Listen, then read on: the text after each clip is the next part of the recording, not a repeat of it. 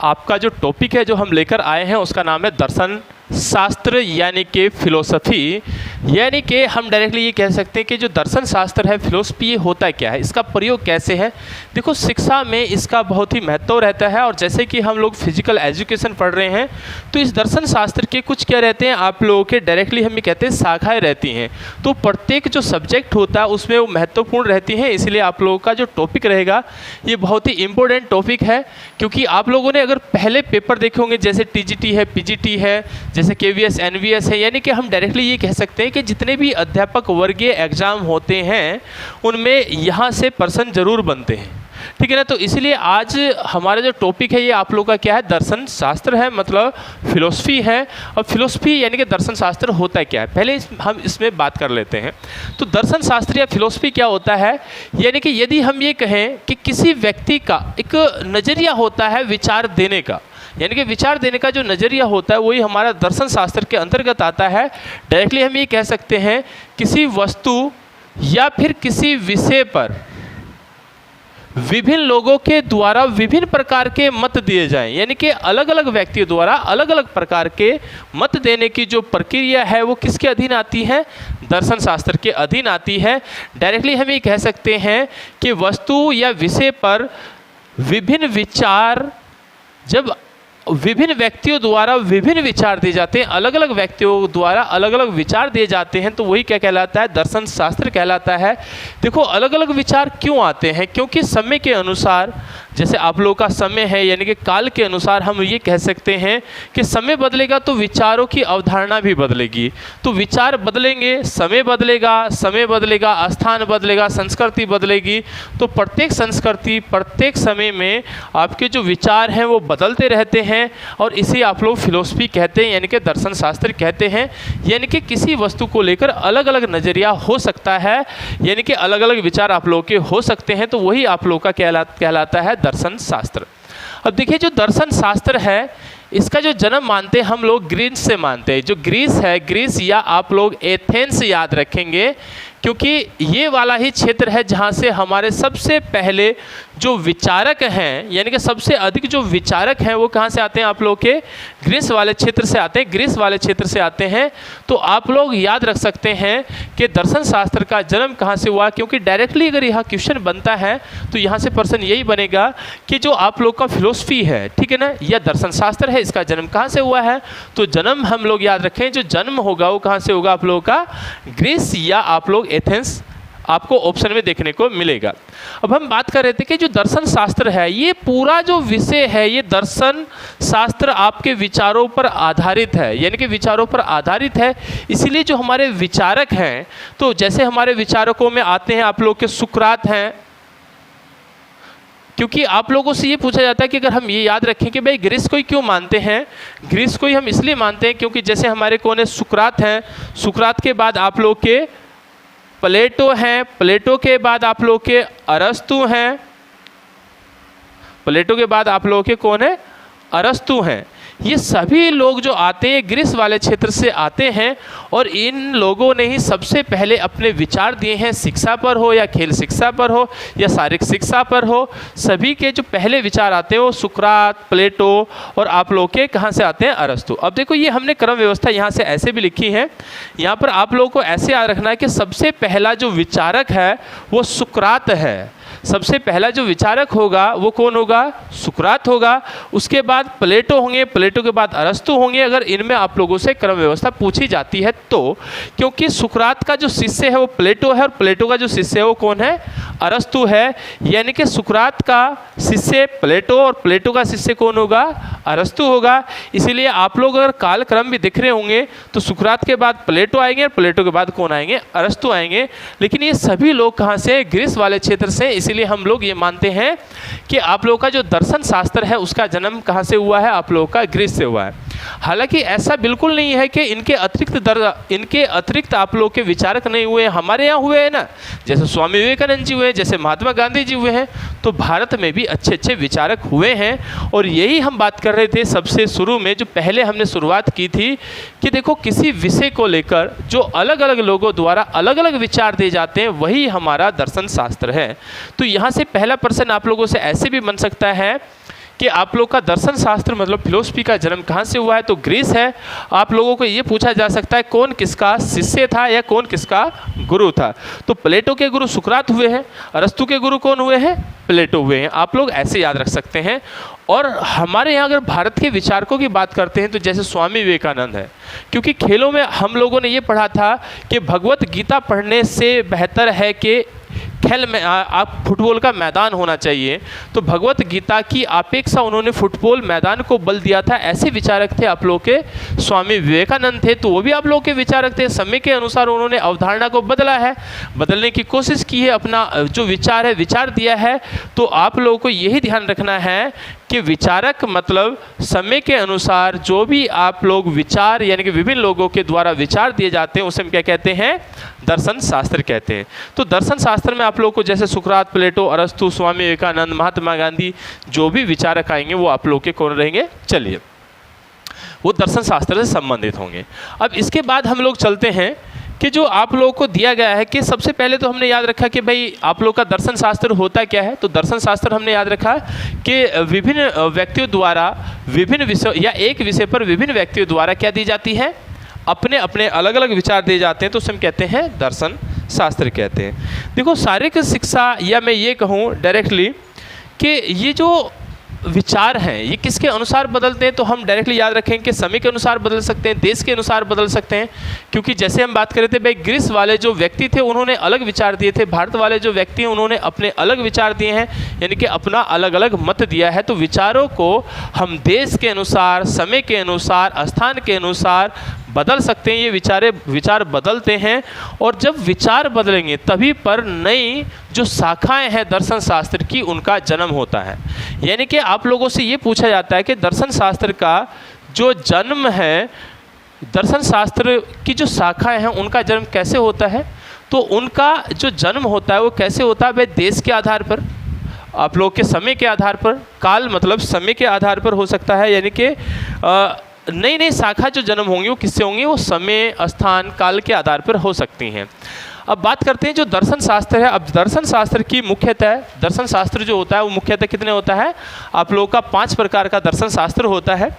और जो खेलों में इम्पोर्टेंट है हम लोग उसे पढ़ेंगे। तो प्रकार अगर आप लोगों से पूछता है तो 5 प्रकार का कौन होगा, दर्शन शास्त्र होता है। यानी कि प्रकार अगर आप लोगों को दिए गए हैं तो प्रकार कितने होंगे, आप लोगों के दर्शन शास्त्र के 5 प्रकार होंगे। अब इन्हीं 5 प्रकारों में से हम डायरेक्टली ये कहते हैं, या विचारधाराओं में से, तो हम डायरेक्टली चलते हैं विचारधाराओं पर। तो आपकी विचारधाराएं आपके विषय के अनुसार दी जाती हैं। जैसे हम लोग पढ़ेंगे, शारीरिक शिक्षा पढ़ रहे थे, हमारा जो मुख्य विषय रहता है वो शारीरिक शिक्षा रहता है, फिजिकल एजुकेशन रहता है। तो फिजिकल एजुकेशन में विचारधाराएं अलग रहेंगी।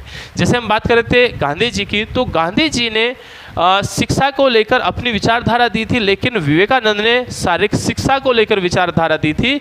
तो डायरेक्टली हम ये कहेंगे कि जो आप लोग का शारीरिक शिक्षा यानी कि फिजिकल एजुकेशन है उसमें जितने भी आप लोग के शाखाएं चलती हैं, यानी कि दर्शन शास्त्र की जो शाखाएं चलती हैं वो कौन सी हैं, तो मुख्यतः अगर हम लोग याद रखेंगे तो सबसे पहले होती है आप लोगों की आदर्शवाद, ठीक है ना। तो सबसे पहली जो शाखा होगी वो आप लोगों की कौन होगी, आदर्शवाद होगी। अब देखो आदर्शवाद का एक और रहता है कि आदर्शवाद के जो जनक रहते हैं, ठीक है ना, या हम ये डायरेक्टली अभी बात करते हैं कि पहले कौन रहेगी, आप लोगों की आदर्शवाद रहेगी। इसके बाद आप लोगों की जैसे प्रयोगवाद रहेगी, प्रयोगवाद रहेगी। इसके बाद आप लोगों की जैसे प्रकृतिवाद रहेगी। इसके बाद कौन रहेगी, आप लोगों की प्रकृतिवाद रहेगी। और इसके बाद आप लोगों की रहेगी अस्तित्ववाद, अस्तित्ववाद,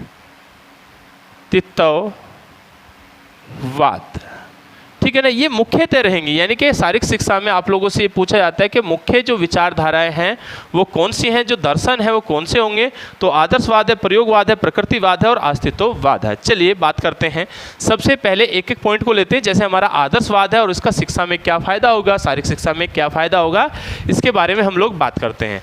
तो सबसे पहला टॉपिक जो हमारा रहेगा वो क्या रहेगा, आप लोगों का आदर्शवाद का रहेगा।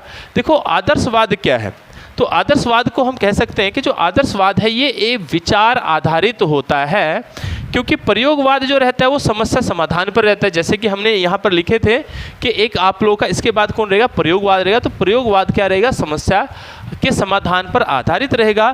तो आदर्शवाद किस पर है? तो आदर्शवाद को हम ऐसे याद रख सकते हैं कि आदर्शवाद आप लोग के आदर्श पर निर्भर करता है। और जैसे हम शिक्षा में बात करेंगे तो शिक्षा में जो आदर्श होता है वो आप लोगों का कौन होता है? शिक्षक होता है। अब ये जो शिक्षक होता है ये क्या होता है? आप लोगों का आदर्श होता है किसका? बच्चों का। तो यहाँ पर ये कहा गया है कि शिक्षक में ऐसे गुण होने चाहिए जिससे बच्चे प्रभावित हों। शिक्षक में सभी अच्छे गुण होने चाहिए। शिक्षक का ही अनुकरण करते हैं बच्चे, और बच्चों का आदर्श कौन होता है? शिक्षक होता है। तो डायरेक्टली हम लोग याद रख सकते हैं कि जो आदर्शवाद है ये किस पर निर्भर करता है? ये आदर्श पर निर्भर करता है।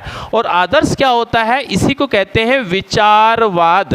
इसी को क्या कहते हैं? विचारवाद कहते हैं जी। तो यही हमारा क्या होगा? विचारवाद होगा। यानी कि डायरेक्टली आप लोग याद रखेंगे कि आदर्शवाद विचारवाद पर निर्भर करता है। आदर्शवाद किस पर निर्भर करेगा? विचारवाद पर निर्भर करेगा।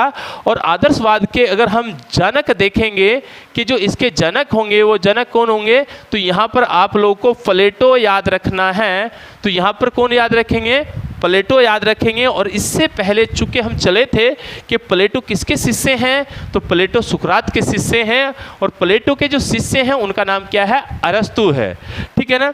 तो यहाँ आप लोग ऐसे याद रख सकते हैं कि आदर्शवाद के जो जनक होंगे वो कौन होंगे? प्लेटो होंगे। और आदर्श निर्भर किस पे करता है? विचारवाद पर निर्भर करता है। और जो विचारवाद है यानी कि आदर्श पर निर्भर करता है। और आदर्श शिक्षा में कौन होता है? तो शिक्षक यहाँ पर आप लोग का आदर्श होता है किसका? बच्चों का होता है। तो यहाँ पर यह बताया गया है कि जहाँ पर शिक्षक का अनुकरण बच्चे करते हों, बच्चे शिक्षक के प्रति अपने विचार रखते हों, यानी कि इस तरह के अच्छे विचार उनसे ग्रहण करते हो, उसे क्या कहेंगे? आदर्शवाद कहेंगे। अब देखो जो आदर्शवाद होता है इस पर मुख्य जो बिंदु रहते हैं, यानी कि आदर्शवाद या विचारवाद किस पर निर्भर करता है?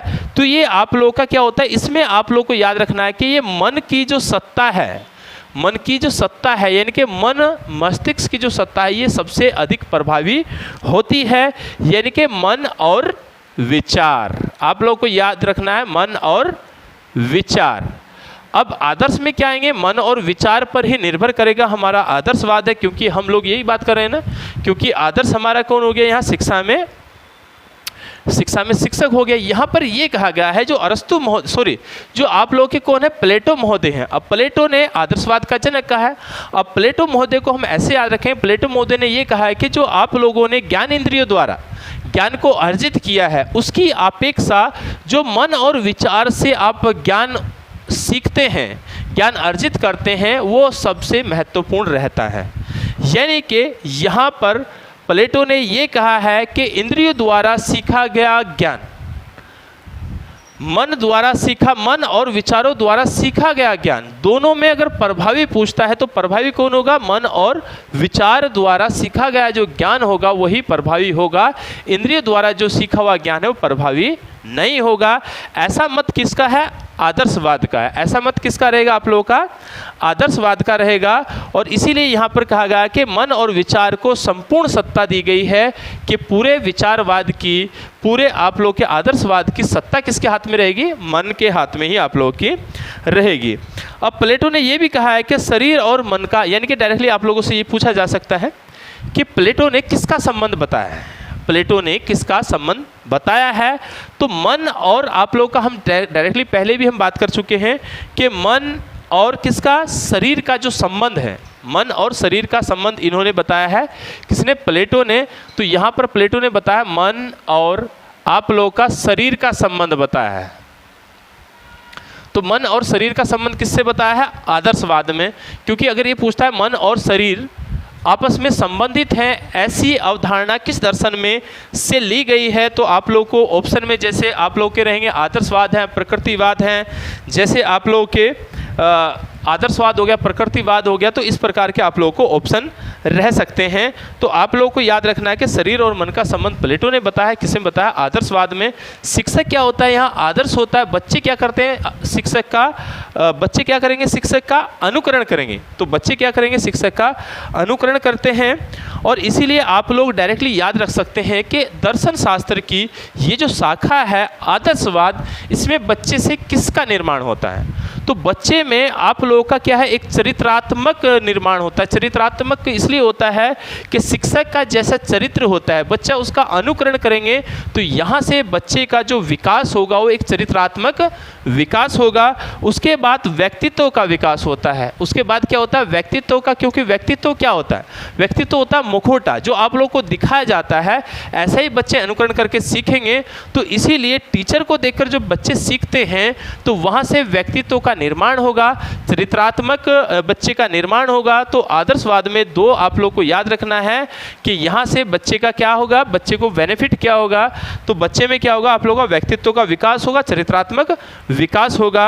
अब यहाँ पर एक और रहता है कि जो इसमें बताया गया है, यानी कि जो आदर्शवाद है, आदर्शवाद में ये बताया गया है कि आदर्श से जो मूल्य होते हैं, ठीक है ना, आदर्श के जो मूल्य होते हैं वो अस्थायी हो जाते हैं।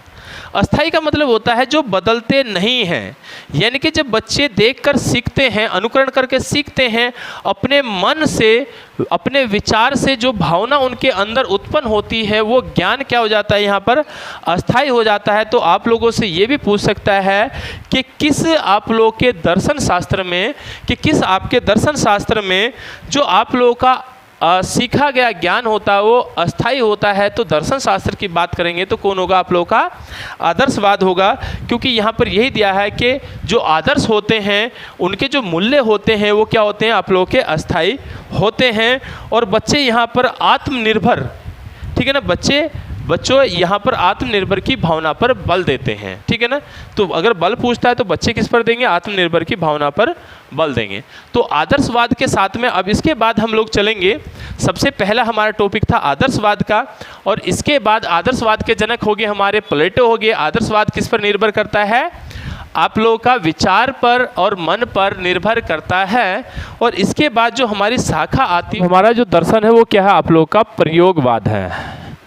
अब जो प्रयोगवाद है, प्रयोगवाद हमारा किस पर काम करता है, तो ये आप लोगों का व्यवहार पर काम करता है। और व्यवहारवाद, इसी के कारण इसे व्यवहारवाद भी कहा जाता है। यानी कि डायरेक्टली आप लोग याद रख सकते हैं कि प्रयोगवाद किस पर काम करेगा, व्यवहारवाद पर काम करेगा, यानी कि व्यवहार पर काम करेगा। और व्यवहार के काम करने के कारण आप लोग इसे व्यवहारवाद भी कहते हैं। तो डायरेक्टली प्रयोगवाद को व्यवहारवाद भी कहा जाता है, और प्रयोगवाद को ही आप लोगों का उपयोगिता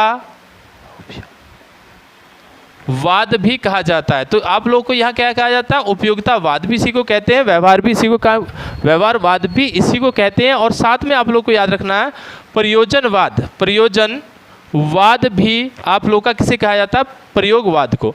यानी कि डायरेक्टली आप लोग को याद रखना है कि सारे नाम किसके हैं, इसी के रहेंगे। यानी कि प्रयोगवाद को व्यवहारवाद कहा जाता है, उपयोगितावाद कहा जाता है, प्रयोजनवाद कहा जाता है। कारण क्या है, देखिए जो आप लोगों का प्रयोजनवाद है यानी कि प्रयोगवाद है, आप लोगों का ये किस पर निर्भर करता है, तो ये आप लोगों का करता है समस्या पर।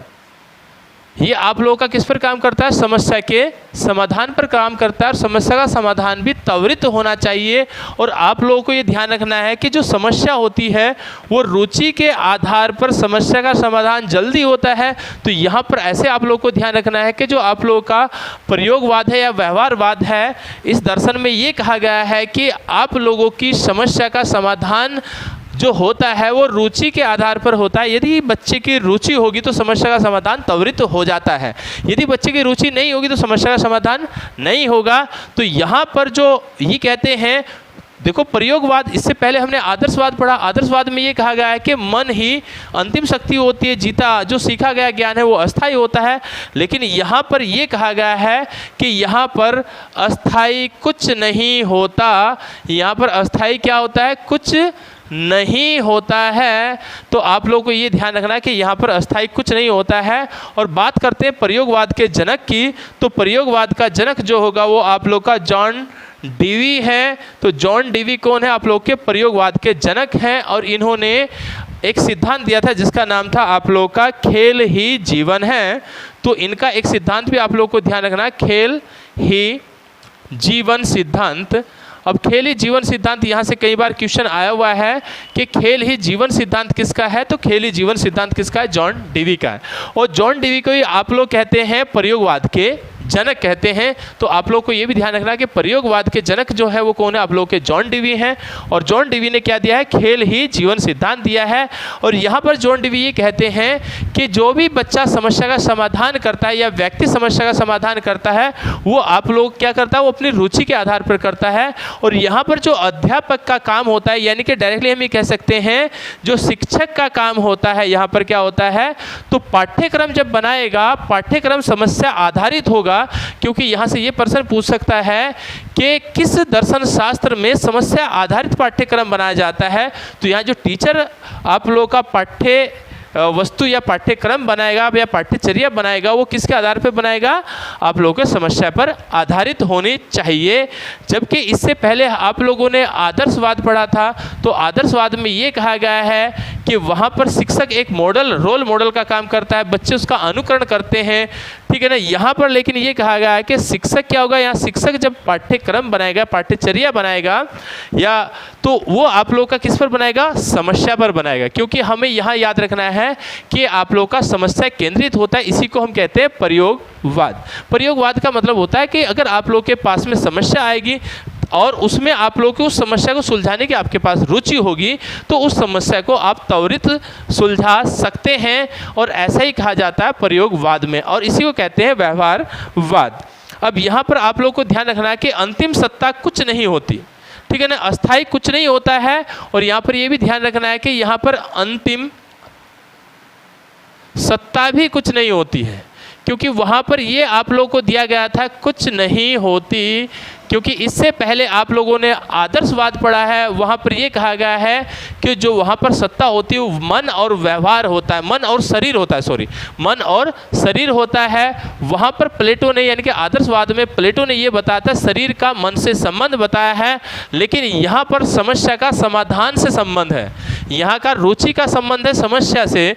तो व्यवहारवाद में आप लोगों को क्या याद रखना है कि समस्या आधारित है, जॉन डीवी इसके प्रवर्तक हैं, ठीक है ना। अब इससे बच्चे में विकास क्या होता है, तो बच्चे में आप लोगों को ये ध्यान रखना है कि बच्चे में इससे जो विकास होता है उसे कहते हैं सामाजिकतावाद का, सामाजिकतावाद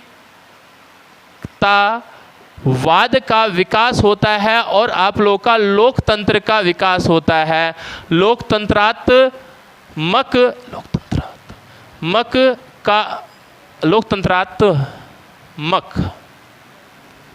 भावना का विकास होता है। यहाँ पर आप लोगों के क्या रहता है, सामाजिकवाद का और लोकतंत्रात्मक जो भावना है उसका जो विकास होता है वो किस में होता है, आप लोगों का प्रयोगवाद या व्यवहारवाद में होता है, ठीक है ना। यहाँ पर शिक्षक जो पाठ्यचर्या बनाएगा वो किसके आधार पर बनाएगा, आप लोगों की समस्या पर आधारित होगी। और ऐसी पाठ्यचर्या पर बल दिया जाएगा जिसमें बच्चे की रुचि होती है, और बच्चे की रुचि होगी तो बच्चा उस समस्या को जल्दी ही सुलझा लेता है। इसीलिए आप लोगों को क्या ध्यान रखना है कि प्रयोगवाद समस्या केंद्रित होता है, रुचि केंद्रित होता है।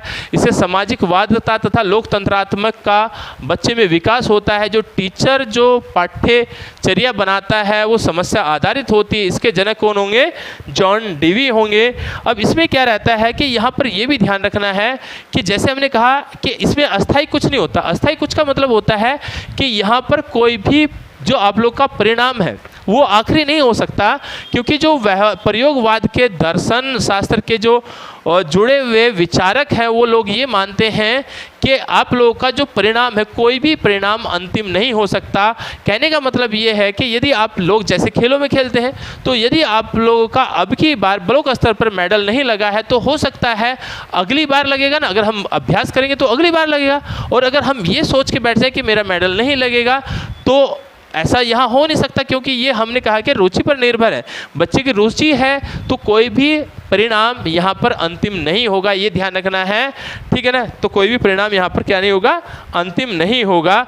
यहाँ पर सामाजिक कुशलता के गुण बच्चा सीख जाता है, और यही होता है आप लोगों का प्रयोगवाद। और प्रयोगवाद को ही आप लोगों का उपयोगितावाद, प्रयोजनवाद और व्यवहारवाद भी कहा जा सकता है। इसके बाद जो हमारे दर्शन रहेंगे वो नेक्स्ट क्लास में चलते हैं।